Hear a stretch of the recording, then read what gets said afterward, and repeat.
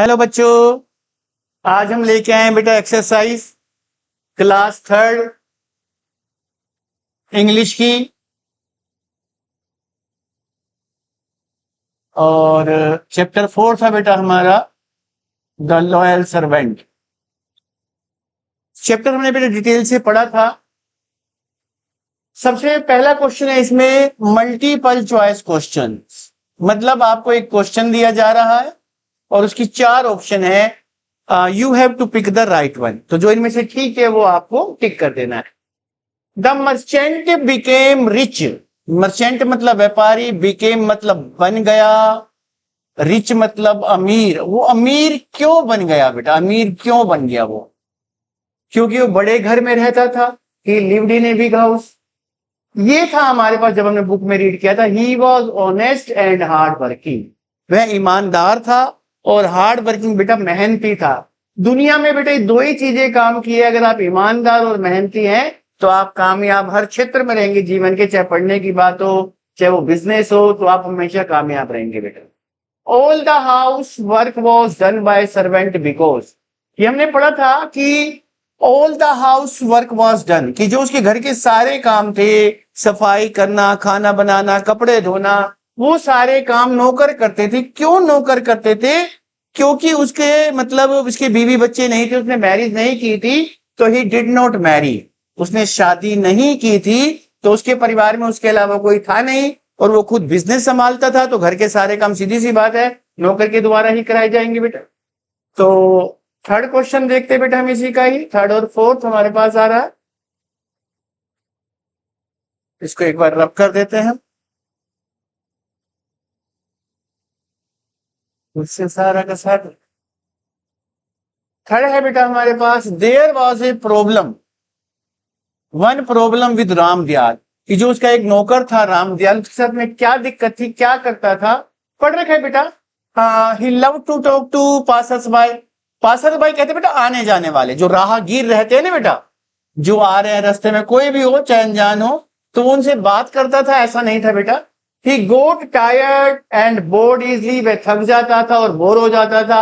ये देखिएगा बेटा third, he often dozed of, dozed of मतलब झपकी लग जाना, उसकी आमतौर पर बैठे बैठे क्या लग जाती बेटा, झपकी, सो जाता था वो। He love to guard the house, वह घर की रखवाली करना प्यार करता था, मतलब घर की रखवाली करना उसे अच्छा लगता था। तो इसका करेक्ट आंसर बेटा ये बात।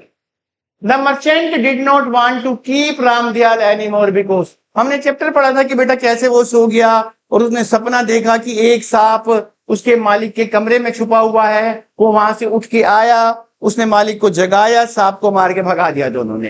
लेकिन फिर भी मालिक ने उसे इनाम तो दिया, उसको एक सिक्के का बैग भर के दिया, सोने के सिक्के होते होंगे, लेकिन इसको नौकरी से निकाल दिया, क्योंकि उसने कहा था कि अगर तुम ठीक से देखभाल करते होते तो ये सांप अंदर ही नहीं आता। तो इससे अच्छा है कि आप पहले ही ध्यान करते, बाद में खतरा ना बनता।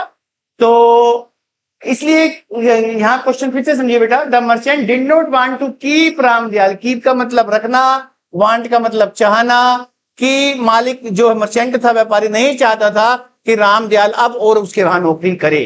क्यों? क्योंकि Ram Dayal had not done his duty well, क्योंकि राम दयाल ने अपनी जो ड्यूटी थी वो अच्छी तरह से नहीं निभाई थी, तो इसलिए उसने उसको निकाल दिया कि भविष्य में खतरा हो सकता है। फिलहाल साहब की बात, अगर कभी सो गया तो हो सकता है दुश्मन ही हमला कर दे, कोई और आ जाए घर के अंदर, तो इसलिए उसने उसको निकाल दिया। तो अब देखते हैं बेटा अगला क्वेश्चन और कौन से आ रहा है हमारे पास, फिल इन द ब्लैंक्स आ रहे हैं बेटा। यहाँ पे 1 2 3 4 5 6 दिए हुए हैं बेटा। द रिच मर्चेंट लिव्ड इन, जो अमीर व्यापारी था, लिव्ड मतलब रहता था, कहां रहता था बेटा, उसके शहर का नाम पूछा जा रहा है, ऊपर है एक शहर का नाम, ये रहा बेटा बनारस, तो पहले में बनारस आ जाएगा बेटा।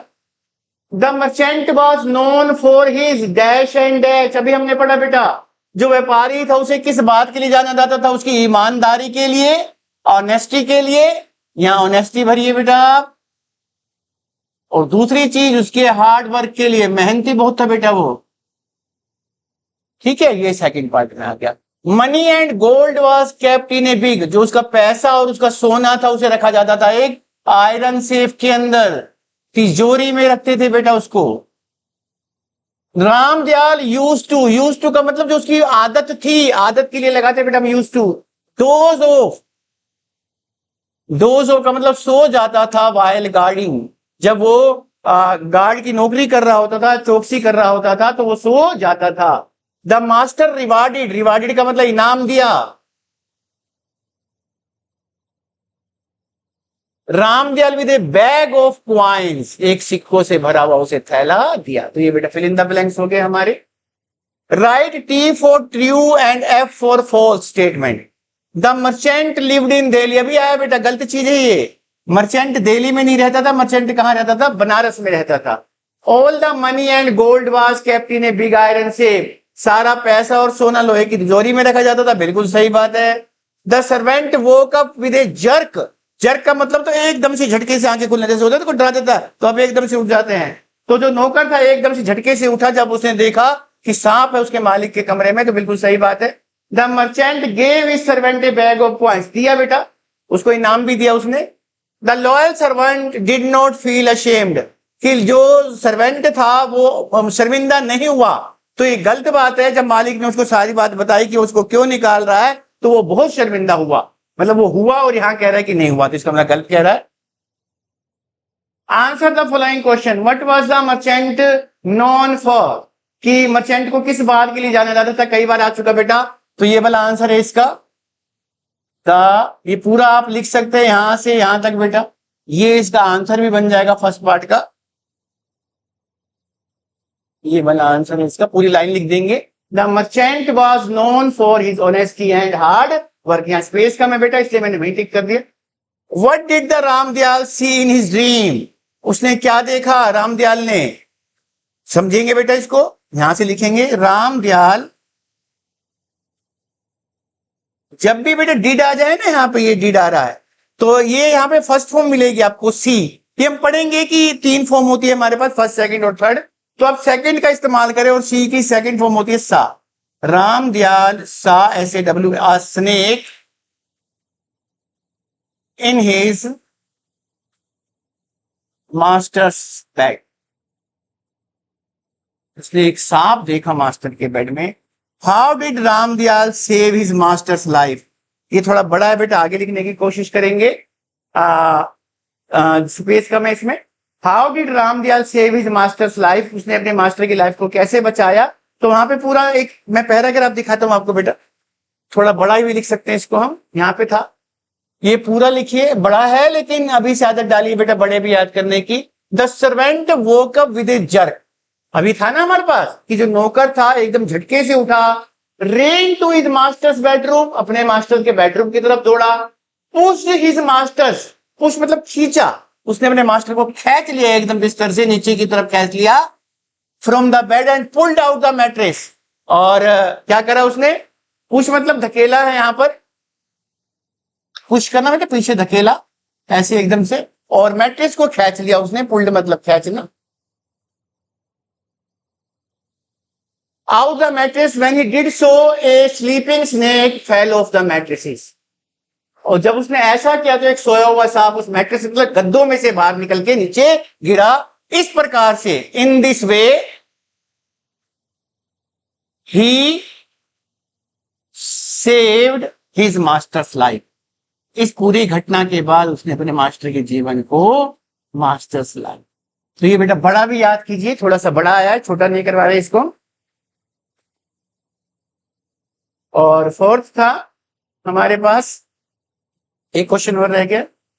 What lesson did the servant learn from his master, कि उस नौकर ने अपने मालिक से क्या सीखा? लास्ट में क्या बात आई कि हमें अपनी ड्यूटी ईमानदारी से करनी चाहिए, किसी को भी अपनी ड्यूटी ईमानदारी से करनी चाहिए। तो यहां पे है the servant learned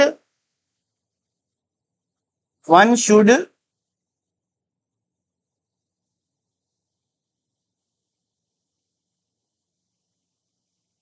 do his duty, इसकी जगह बेटा वंस कर रहा हूं मैं, वंस ड्यूटी वेल, ये थोड़ा सा समझेंगे बेटा। वन आप पढ़ते हैं बेटा काउंटिंग में, वन मीन्स एक, यहां वन का मतलब है किसी को भी बेटा, किसी को भी। One should do once duty well, कि हर किसी को अपनी ड्यूटी कैसी करनी चाहिए? अच्छी तरह से करनी चाहिए बेटा। ये थोड़ा सा है, वन से कंफ्यूज ना करें। वन जैसे ही होता है, he should do his duty well.